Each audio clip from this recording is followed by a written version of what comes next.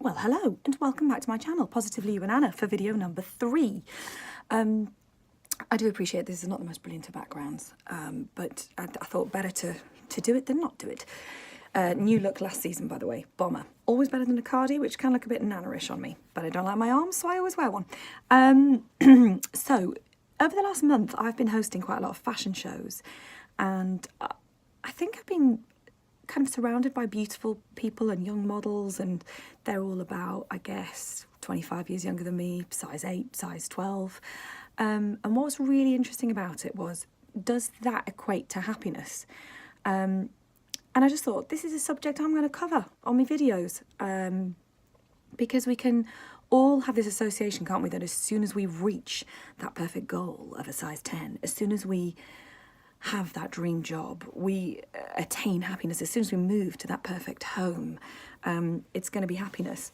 And when I look at models, I always think, is life better, is life easier if you look like that? So in the next 10 minutes or so, I'm going to take you on a journey to the fashion shows, and you'll see me looking utterly hideous, getting made up. Nick does a good job, but obviously I have to have loads of makeup on, so it kind of looks a bit, too much. Also, you're then going to hear some of the models, because I decided to have a chat with them about this, just talking about their own body image. And Sophie, who you'll hear from at the end, has got the most phenomenal story. Incredible. So does happiness equate with what size you are? It's interesting, and she'll talk to you. And if you're new to my channel, Positively You and Anna, chaos to clean. We talk about mind, body, and under the bed. So all manner of things, from organisation to mental health. And I love a bit of beauty nonsense as well. And fashion, all the important things in life. So have a watch. The first sort of few minutes, you'll also get some tips from my good friend Nick, who's a makeup artist, and Ashley, who's a hairdresser, whilst you're kind of watching me get ready for the show. And then you will hear from the models. So I hope you enjoy. And if you do enjoy, give it a thumbs up and a subscribe and all that jazz. And it'd be great to hear your comments as well. I'm always really, really welcome and open even to criticism, to chats. I mean, I don't like criticism. Who does? But it's good to have a chat. So, and your thoughts really on happiness and size as well would be good. So enjoy. Right. Okay, so this is when the magic happens, everybody. So this is Nick from Ending Makeup Artist. She's going to shout at me in a minute. Where do you want me to look? Down, Anna. Okay, down. Anna doesn't do as she's told. We've known each other for years. Doesn't look where she's supposed to look. No. Chats the whole way through. As soon as you put a lipstick on, doesn't keep her mouth shut. And then goes and eats a cookie. Yeah. Anyway, and okay, Nick, now whilst we've got a makeup genius, obviously this is a really heavy look because it's for stage, so you wouldn't do anything like this on a 45-year-old. If you were going to give 3 top tips for women in their mid-40s, what would it be? Right, you'd want foundation that's not too heavy. Probably go for a little bit more of a dewy finish. Look that way down, please, Anna. Yeah. You also want to go for more mattes on your eyes rather than, you know, like a shimmer. Yeah. That's going to sit in the lines. Yeah. And I would also always use an eye base and a skin primer. And you know when you were talking about the eye base, it's like the one that you said is MAC, which one? Is a MAC pin pot and it's called ochre, something. Soft ochre. Yeah. And the thing is, like, I know that you're an advocate that you don't have to always use MAC and you don't have to always use the expensive ones, but why is that one particularly good? Because it's silicone based, so it stretches with the eye. Yeah. So it does it, and it kind of, it can move with your eye. Noisy models. Noisy models. I think you'll find I'm doing a video here. Shh, no swearing. Down. Anyway, yeah. So because it's got silicone in it. Yeah, and it gives something for the eyeshadow to stick to as well, so you don't get any creasing. Yeah. Right. So now we've got Ashley. She hasn't brushed her hair this morning. She's still not. So what are we doing, Ash? We're going to make you big, fancy, trendy. Thank you. Good luck with that. Right, Ashley. What is the definitive way to do this? Everybody's different. It depends. It depends on how you feel comfortable.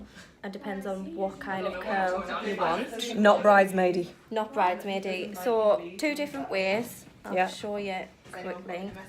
Because I've got to be on stage in 10 minutes. So one way is Yeah. if you take the bigger the chunk you take, Yeah. the kind of more of a wave you're gonna get. Yeah, less of a curl. With Yeah. a thinner straightener. If Yeah. you've got a thicker GHD, Yeah. you can literally take the bigger section and it'll still give you the same look. Yeah. So you can either go, Yeah. your standard curl Yeah. is wrap all the way around, Yeah. pull down. Yeah. You get your standard curl. Yeah.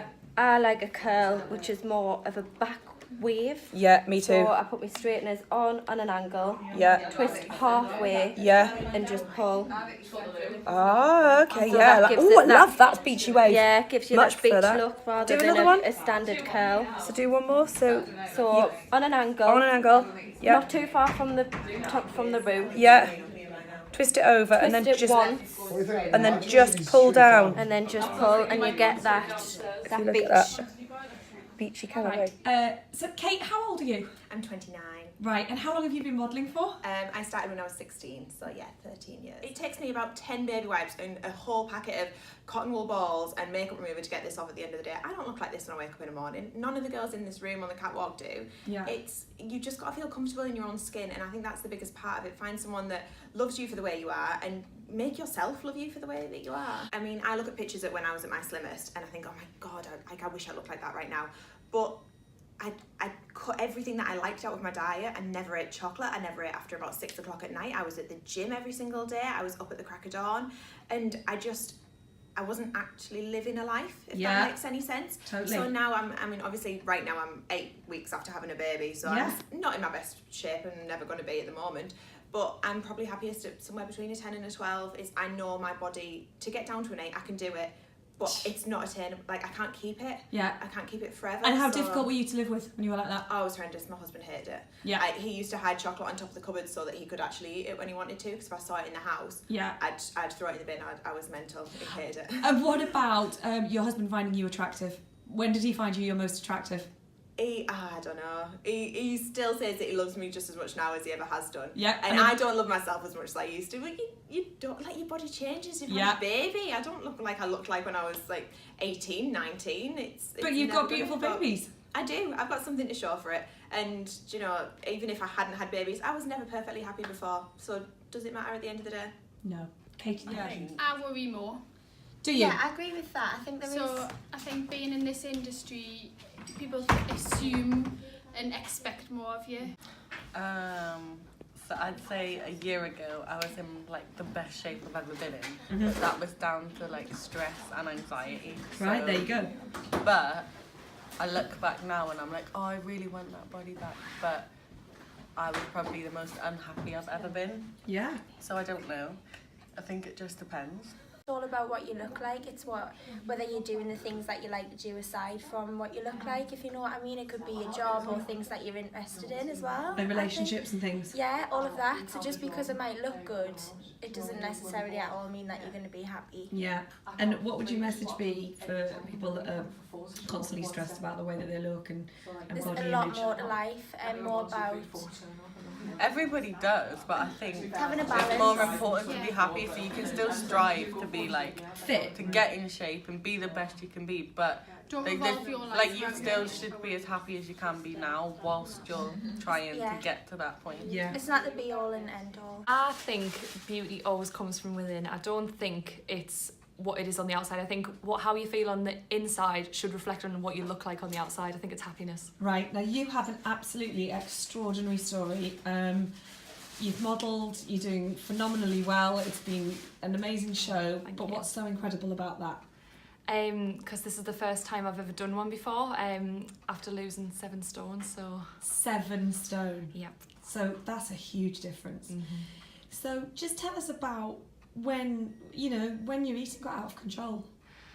I think it was when I was in my teenage years. I don't know, there was something in my head that I just used to turn to comfort food, and every time I was upset or I was happy, basically I was just an emotional eater, so I just used to eat when I was happy, eat when I was sad, and then just eat in between as well. Person. I would always kind of depreciate, if that makes sense. So I used Yeah. to always kind of use me humour to pretend that I was okay. So I used to pretend I was the happy jolly one and the jolly fat one, and I was always the fat friend, and I used to take the mick, but inside I didn't like being fat, and I didn't want to be that person. And what was it like when your friends were kind of going through teenage years and boys started coming into the picture? It was tough. So obviously when I was 16, I'd never really gone through any of that, because looking the way I did, not a lot of people found you attractive, which obviously I think that's a lot to do with media stereotypes as well. Yeah. And it was a lot of pressure. So I mean, rightly so. I was overweight, and it was affecting my health. It wasn't because I was susceptible to the pressure. I just knew it wasn't good for my health, so I knew I had to do something about it. What was the tipping point? I went to a college open day when I was 16, and I was walking into the college, and a couple of boys were walking towards us, and they just basically said I looked like Beth Ditto from The Gossip. And whether or not you find her attractive, it really offended me at that point, because I was 16, very impressionable, and I didn't want to be known as somebody who was a size 24 and 20 stone. So off you went to Weight Watchers. Weight Watchers, yeah. And how did you find the first week?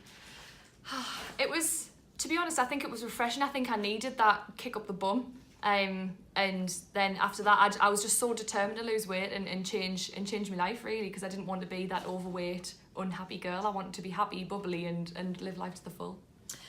And are you happy now? Yeah, I'm really happy. Think that even those models who don't seem to have 1 inch of cellulite in their body still kind of complain. Yeah, I think everyone's got insecurities. I think it doesn't matter if you're a size 4 or you're a size 24. Everybody's going to have body hang-ups or something they feel insecure about, but it's all about how you deal with those insecurities and how you feel about those. It's just about kind of, I think it's interesting to be in this room with all these models, and obviously this is my first show, and I don't feel kind of insecure about my size. We're Neither different should you. for a reason, and that's what makes us beautiful. We're all different for a reason. We're not meant to be the same, otherwise it'd be a very boring place. And finally, I have got in my hand something Oh. pretty incredible. Just show everybody. Whee! So There that was you when you were a size 22. Yep. How old are you there? I am 16 on there. Yeah. And there she is. Look at her.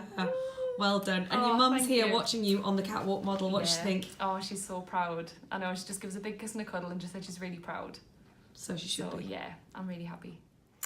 Okay, so there we go. I hope you found that interesting, and thank you very much to Courtney and Bethany and Charlotte as well, and to beautiful Kate, and Nick at ND Makeup Artists, and Ashley as well, and also the fabulous Sophie. And you can find Sophie on Instagram, Sophie's Pics UK, Sophie's Pics UK, PICKS.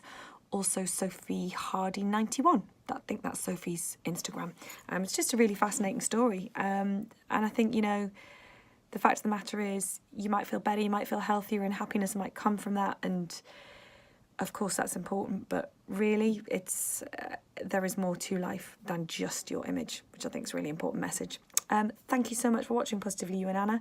Another video will be coming out next week. And like, subscribe, and all that jazz, and have a look at the blog. Thank you.